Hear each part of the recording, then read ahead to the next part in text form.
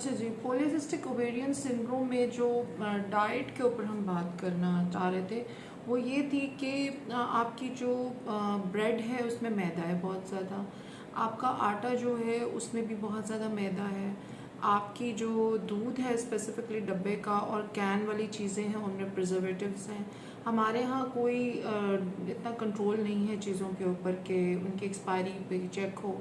तो जहाँ तक मेरी इन्फॉर्मेशन है बहुत सारे जो स्टोर्स हैं उनमें कैन प्रोडक्ट्स की एक्सपायरी भी चेंज की जाती है। सो मैं किसी को भी यहाँ पे ऑब्जेक्टिवली कोई हिट नहीं करना चाह रही हूँ खुदा ना खास्ता, but the point is this कि आपको डब्बे वाली चीज़ों से दूर रहना है। उसमें आप समझ लें, मैं आपसे सिर्फ ये रिक्वेस्ट करूँगी कि आप मल्टीग्रेन आटा लें, उसकी आप उसकी तकरीबन 2-3 kg की एक बोरी मिल जाती है।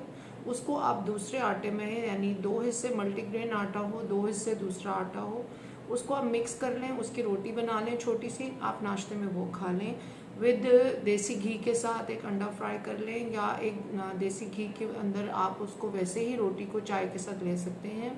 फ्रेश दूध यूज़ कर लें, इट्स बेटर देन डब्बे वाला दूध।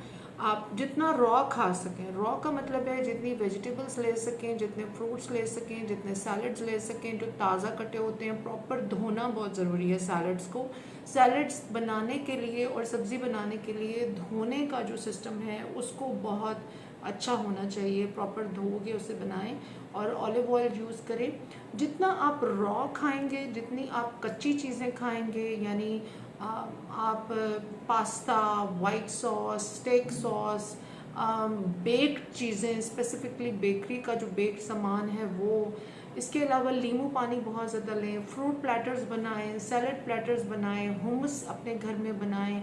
घर की बनी हुई तोरी, घर की बनी हुई भिंडी को आप छाननी के ऊपर रख दें, उसका ऑयल जो है वो आप ड्रेन होने दें, गरम गरम 1 घंटा पड़ी रहे, उसका सारा ऑयल निकल जाता है। कच्ची सब्ज़ी खाना मुश्किल हो जाता है, सैलड की फॉर्म में बंदे का पेट भर जाता है, तो आप ऐसे सब्ज़ी को देसी घी में बना लें, या ऑयल है अगर तो उसको छान लें, उसके ऊपर कचूमर, सैलड और योगर्ट डाल के आप उसे खा लें। Diet has to be raw, diet has to be less cooked.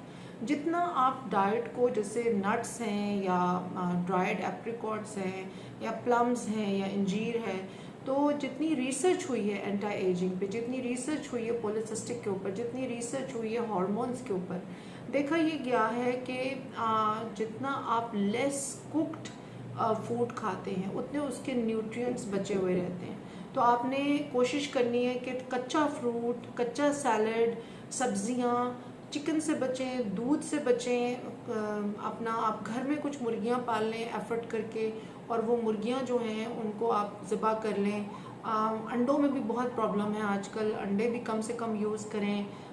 बाकी बीफ में तो आजकल एक डिजीज़ आई हुई है, तो you have to stick more to the raw uncooked food के अंदर एंटीऑक्सीडेंट्स और जो एंटी एजिंग मटेरियल है वो बहुत ज़्यादा होता है। पॉलीसिस्टिक के क्योर के लिए ये बेस्ट है।